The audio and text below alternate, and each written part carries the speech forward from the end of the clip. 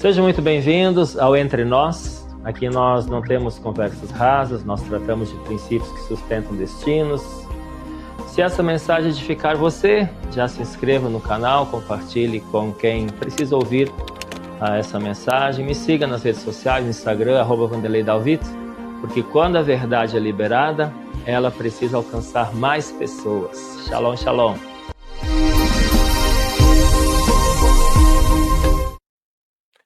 Chegamos ao segundo episódio, da nossa série Discipulado. Hoje a gente vai falar sobre discipulado não é controle, é formação. E eu queria que o profeta falasse para nós um pouquinho sobre ir de pregar o evangelho. O que o senhor tem a dizer sobre isso?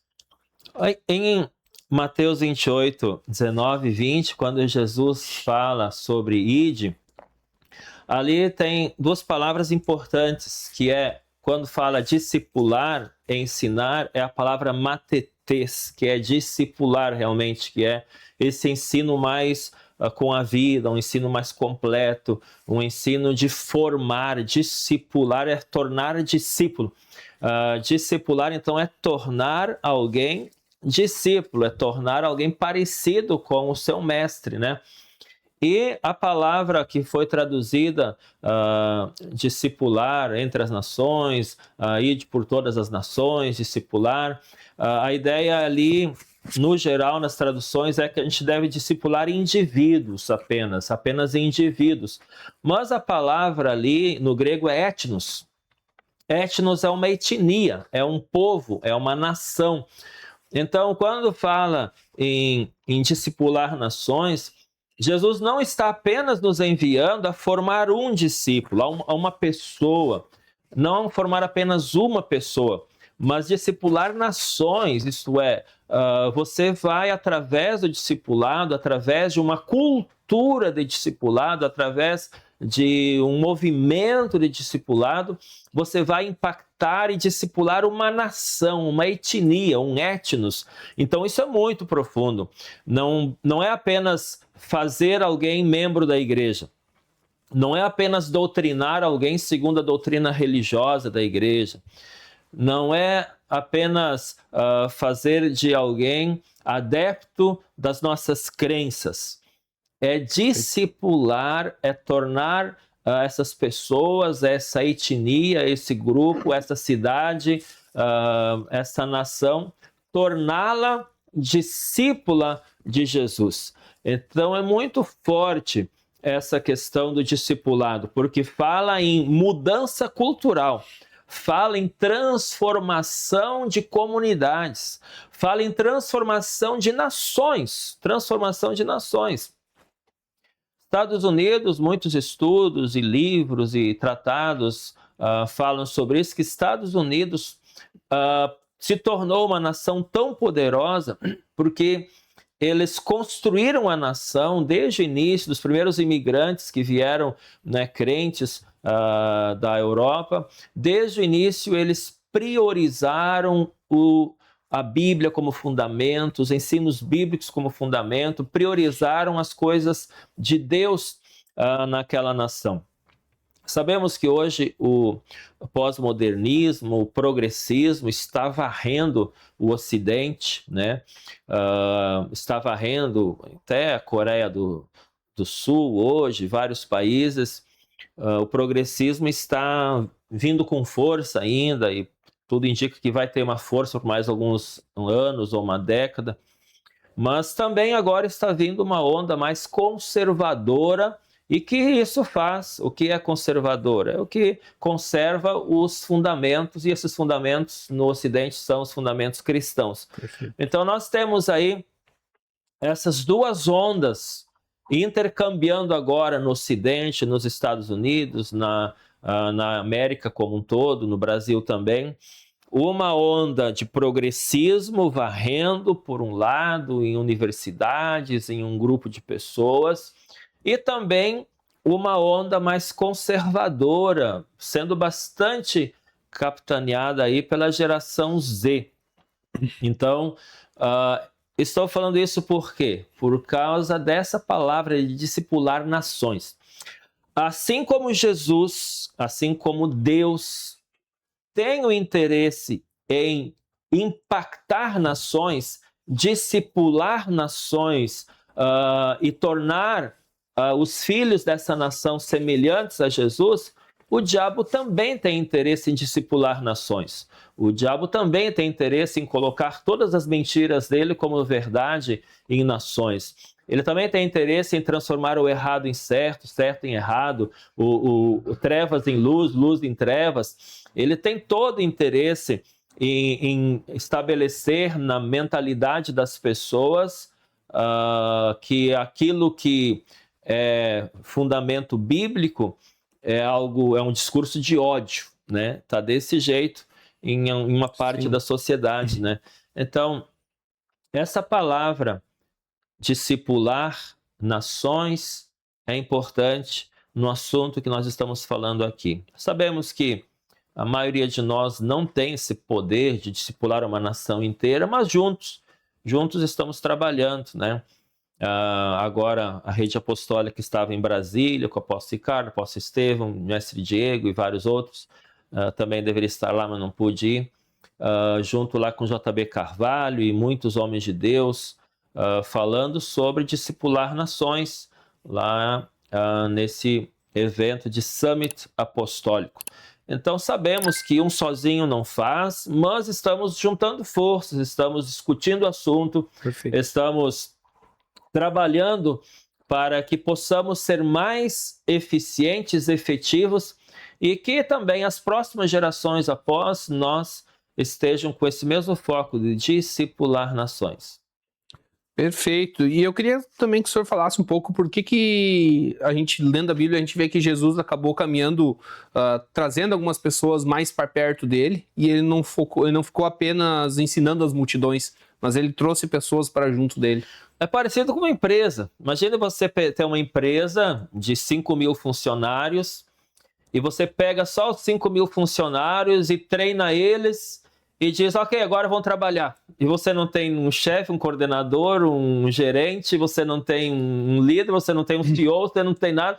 Você só bota os 5.000, agora vocês vão trabalhar. Se cada um ia fazer uma coisa, ia ser uma loucura.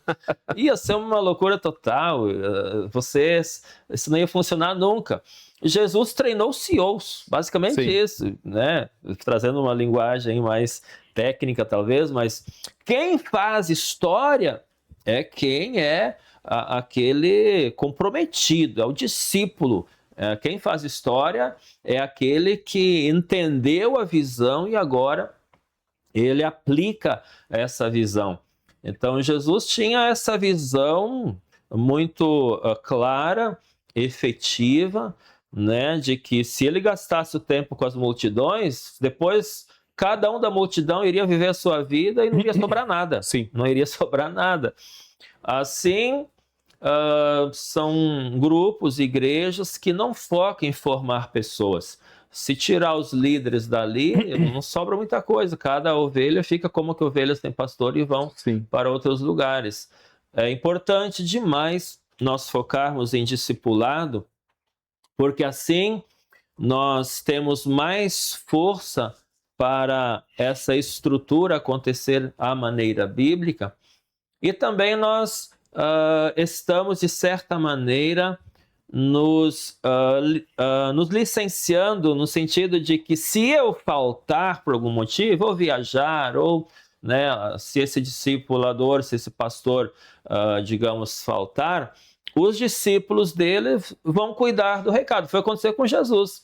Jesus veio a faltar, né? Quando ele foi para a cruz, morreu, veio a faltar na terra.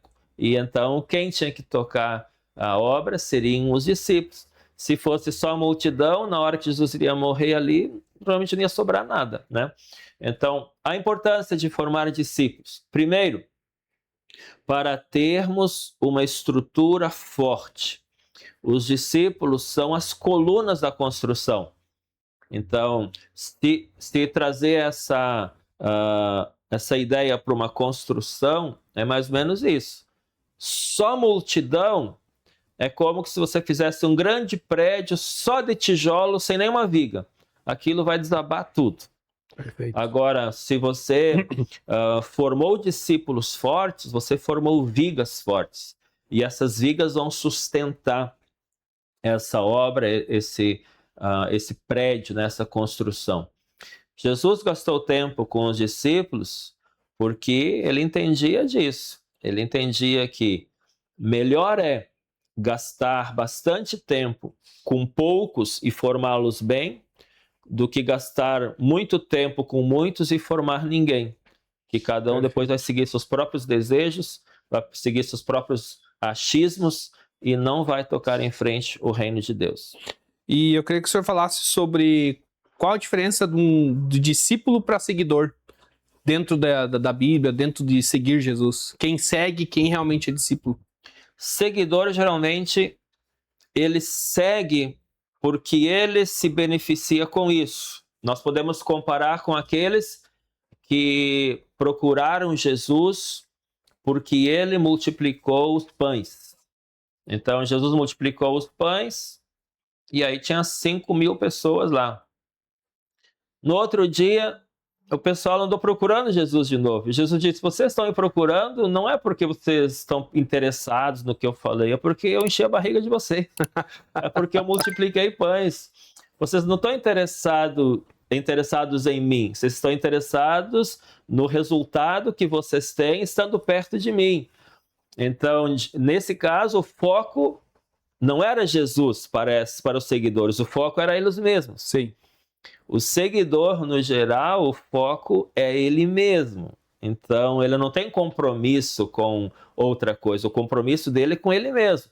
Então, se aparecer um outro que oferece algo melhor, ele vai ser seguidor do outro. Sim. Ele vai ser seguidor do outro.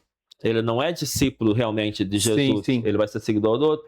Por isso, tem pessoas que facilmente mudam de igrejas, porque eles são seguidores, eles não são discípulos. Eles estão atrás de alguém ou algo que ofereça mais benefícios para eles. Então apareceu uma igreja nova, que tem uma nova roupagem, que tem, sei lá, uma dinâmica diferente, um louvor legal, um showzão, né, bastante gente, ou que supostamente tem poder, alguns milagres, e as pessoas pensam: bom, o que eu ganho mais? Eu ganho mais ficando aqui ou ganho mais indo lá? E aí elas acabam migrando, né, de um lado para o outro, procurando se dar bem.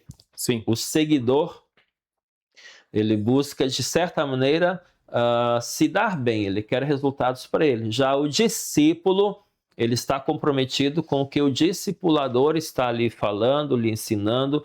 Então, a missão do discipulador é a missão do discípulo. Então, desde o início, eu entendi que o apóstolo Ricardo, ele tinha uma missão, principalmente com o Rio Grande do Sul, de transformar, de mudar a história do Rio Grande do Sul através do Evangelho.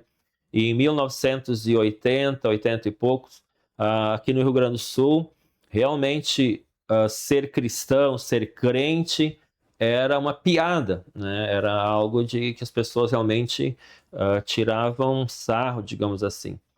E depois dali dos anos 90 para cá, que começou a crescer mais as igrejas, que a rede apostólica surgiu, né, chegando aí em torno de 100 igrejas, a maioria no Rio Grande do Sul. Então, a missão do meu discipulador se tornou minha também. Então, eu entendi que eu precisava trabalhar na missão do meu discipulador também, que era principalmente impactar o Rio Grande do Sul. Por isso, a palavra submissão tem a ver com isso. A palavra submissão, estar debaixo da mesma missão, estar debaixo da mesma missão. Então, eu ser submisso ao meu discipulador, eu estou debaixo da mesma missão que ele tem. Se ele tem a missão de impactar o Rio Grande do Sul, esta também é a minha missão. Hoje a missão do apóstolo Ricardo é também abençoar o Brasil, impactar o Brasil, ajudar com a questão apostólica no Brasil e nas nações. Também essa é uma missão que estamos tomando juntos. Eu queria que o senhor falasse um pouco sobre correção de rota da visão da igreja e correção das pessoas. Isso faz parte do discipulado? Totalmente. Discipulado sem correção de rota não é discipulado. Isso é uma espécie de paternalismo. O paternalismo, ele vê que as coisas não estão bem, que o discípulo está fazendo coisas erradas, indo na rota errada, Mas como ele é um paternalista, não quer confrontar, não quer se estressar, ele passa a mãozinha na cabeça, assim, só fica, né, fazendo carinho e deixa o filho indo para o caminho errado. Nós temos um caso bíblico desses que foi Eli e seus filhos, né? A Bíblia diz que Eli não confrontou os filhos dele, né? Os filhos dele se tornaram filhos de Belial, porque faziam aquilo que era errado diante do Senhor. Então, Eli foi um paternalista. Ele não confrontou os filhos, não tirou do ministério os filhos, não colocou de disciplina, não corrigiu a rota dos filhos. E assim eles foram seguindo o seu próprio caminho, e o caminho foi de morte no caso deles. Eles morreram jovens, morreram cedo, porque eles não tiveram a sua rota corrigida pelo seu pai, pelo seu discipulador. Esse é um perigo de deixar os discípulos, os filhos, caminhando numa rota errada. Então é responsabilidade do pai. Ele foi responsável pela morte dos seus próprios filhos. O discipulador é responsável, muitas vezes, pela morte ou pelo fracasso do discípulo dentro do discipulado, se ele não corrige a rota do filho, se não traz cura, se não traz restauração, se não traz para perto, né? Às vezes os discípulos eles se distanciam porque tem muitos achômetros. Sim. Daí o discípulo às vezes começa a pensar, o pastor deve estar chateado comigo por A ou B, daí ele dá uma sumida. E no caso do pastor tem bastante gente, né, para cuidar. Aí o pastor também fica pensando, uma hora dessa tem que falar com ele, daí é muita coisa, muita gente, e vai às vezes deixando, né? Mas eu sempre procuro dar um oi, chamar para perto, pergunto como está, eu tento marcar alguma reunião, não deixar um discípulo que está mais ou menos debaixo dos meus cuidados, distante por muito tempo, porque o inimigo enche a cabeça de informações do tipo, teu pai não está nem aí para ti, ou teu pai acha que você faz tudo errado, o teu discipulador, né, te jogou para as cobras, e assim por diante, né? O discípulo às vezes tem a cabeça cheia de coisas, e uma boa conversa com amor pode consertar tudo isso. A gente vê na Bíblia, né, que Jesus confrontava os discípulos muitas vezes, e o que isso nos ensina sobre amor de verdade? É bem isso. Se você ama, corrige. A Bíblia fala sobre essa questão, dizendo que se o pai, né, se Deus, digamos Deus como pai, se ele não nos corrige, ele significa que a gente não é filho de verdade, a gente é bastardo. Paulo usa essa expressão que quando um filho não é corrigido, ele não se sente como um filho.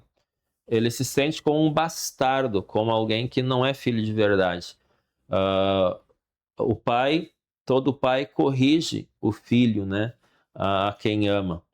Então, o discipulador, ele vai tentar trazer uma rota de mais amor, de tranquilidade, mas precisa corrigir, porque se a gente deixar o filho andar meio despreocupado, significa que eu não me importo muito com ele. Então, corrigir o filho é importar-se com o filho, é amar o filho.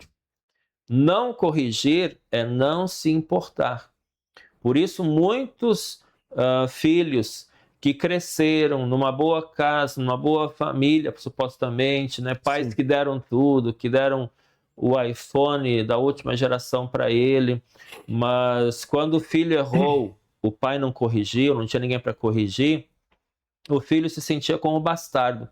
Aí ele chega na adolescência, juventude, ele tem reações muito estranhas, né? Muitos vão para as drogas, vão para uma vida mais até de violência, porque não souberam administrar essa ausência de um confronto com amor durante a sua infância e durante a sua pré-adolescência. E como é que a gente pode desenvolver um coração ensinável? Coração ensinável é conectar com Deus, porque o nosso coração sem conectar com Deus é um coração danado de ruim. O coração do homem, eu não estou falando dos outros, estou falando de mim, de todos nós, o coração da gente, se não for conectado com Deus, com o amor de Deus, com o Espírito Santo, com a palavra de Deus, o nosso coração vai nos levar por caminhos tortuosos. E a Bíblia garante isso, que diz que o coração do homem é desesperadamente corrupto e é enganador. Enganoso é o coração e desesperadamente corrupto. Quem o conhecerá? Então, não confia muito no teu coração, de que tem um coração muito bom. Vai nessa conversa. O nosso coração só se torna ensinável se estiver conectado com Deus, com a palavra de Deus. Se não, nós vamos fazer aquilo que nós queremos, na hora que nós queremos, e quando queremos, e se não queremos, não fazemos, e ninguém tem nada a ver com isso, né? Assim é o coração do homem. O coração do homem, no geral, é rebelde. O coração do homem, no geral, é voltado para satisfazer os seus próprios desejos, né? Por isso, coração ensinável é um coração que está submisso à palavra de Deus. E eu queria que o senhor falasse um pouco sobre cobertura espiritual, né? Qual o significado verdadeiro e a importância dela e o que significa estar debaixo de uma liderança espiritual saudável no discipulado. Cobertura espiritual para nós na rede apostólica não funciona sozinha. Ela funciona com fundamento apostólico. Como assim? Não existe como você pensar numa cobertura sem fundamento. Imagine você chegar num prédio que já está pronto, e você não sabe como está esse prédio, não foi você que fez esse prédio, você não sabe como está esse prédio, e você então agora é encarregado de botar uma cobertura nesse prédio. Isto é, você vai pensar lá em botar ferros, aço e uma estrutura toda em cima desse prédio. Você não sabe se esse prédio virá abaixo ou não, porque você não sabe nada sobre a estrutura daquele prédio. Se alguém quiser colocar uma cobertura sobre o prédio, vai examinar o prédio, vai ter as plantas, vai ver qual é o fundamento, quanto peso ele suporta, se precisa de reforço na estrutura. Se não, não vai ter cobertura. Basicamente, sim, nós na rede apostólica fazemos mais ou menos isso. A gente não dá cobertura. Nós precisamos de uma cobertura apostólica, profética. O Senhor dá cobertura para nós. Olha, vamos conversar, eu quero saber do teu fundamento, quero saber se a gente pode estabelecer fundamento. Não, sabe, nós já temos uma igreja, já temos as nossas apostilas, nós já sabemos fazer igreja, nós só queremos uma cobertura. Não, com nós isso não funciona assim. Imagina, você dar uma cobertura para alguém, para um pastor, para uma pessoa, sem que ela permita que você ajude no fundamento. Então, se alguém quiser cobertura espiritual, precisa permitir que o fundamento apostólico seja estabelecido. Lá em Atos, então, vai dizer estabelecido no fundamento dos apóstolos e profetas, sendo Cristo a pedra angular. Então, se Cristo é a pedra angular dessa pessoa, o fundamento apostólico e profético aconteceu, está permitindo esse fundamento, aí sim vai ter uma cobertura. É bem importante esse assunto, porque muitas pessoas saem vendendo cobertura por aí. Apóstolos e profetas saem vendendo cobertura na internet, né? Basta você mandar dízimo para eles que eles já estão te cobrindo. Mas não muda nada. Não muda fundamento, não muda planejamento, não muda a maneira de ser igreja, não muda nada. É só você dizer que está junto, manda os dízimos dos dízimos para lá, que está tudo certo. Não é assim que funciona a igreja, né? Quer cobertura espiritual? Deixe Deus mexer no teu fundamento. Quer cobertura da rede apostólica? Tem que mudar também os fundamentos. Todas as igrejas da rede apostólica trabalham com os mesmos treinamentos, mesmas apostilas, mesmo layout, no sentido de layout de apostólico e profético, mesmo nos ensinos, né? Então, cobertura tem a ver com fundamento. Quer que Deus dê cobertura na tua vida? Deixe Deus trabalhar no teu fundamento. Senão você vai estar se iludindo. Não tem cobertura, tem fundamento. E a gente também pode levar que cobertura espiritual não é controle, né? Daqui a pouco a pessoa vai pensar, vão querer me controlar. Isso. Existe um caminho a seguir. não há controle, não deve haver controle em lugar nenhum. Controle e manipulação é do inferno, é de Jezabel. Controle e manipulação vem do inferno. Numa família não deve haver controle, pais e filhos não deve haver controle, controle no sentido assim, de manipulação. Deve haver ensino, deve haver regras a seguir, deve haver um caminho a seguir. Entre marido e esposa não deve haver controle de nenhuma parte, deve haver um caminho estabelecido, um acordo feito, por aqui nós vamos, os dois decidem juntos, não é um tendo que se submeter ao outro porque o outro quer a vontade do outro. Não, é a vontade de Deus, é conforme a Bíblia fala do que deve ser uma família.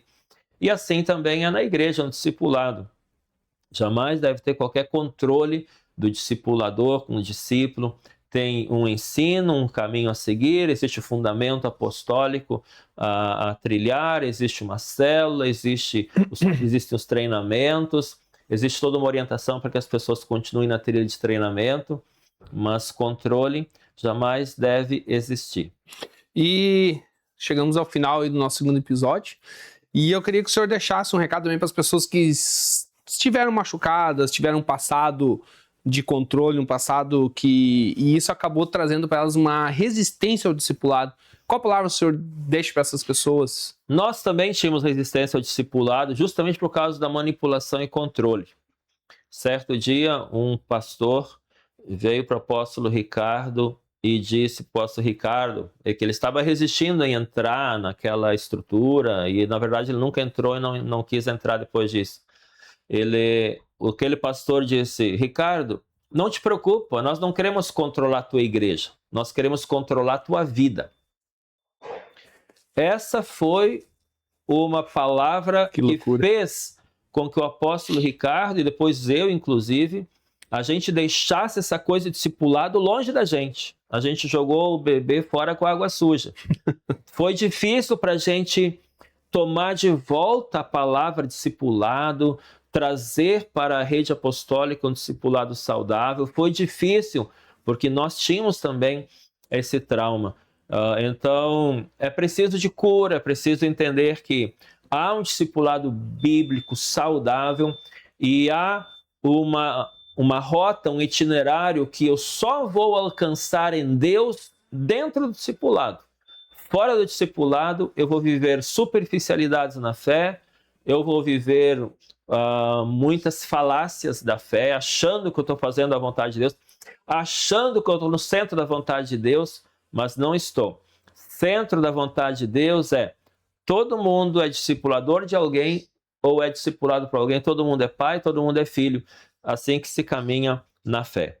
Então, podemos deixar claro que discipulado não é controlar as pessoas, né? É caminhar junto, é ensinar, né? É corrigir em amor e formar mulheres e homens parecidos com Cristo.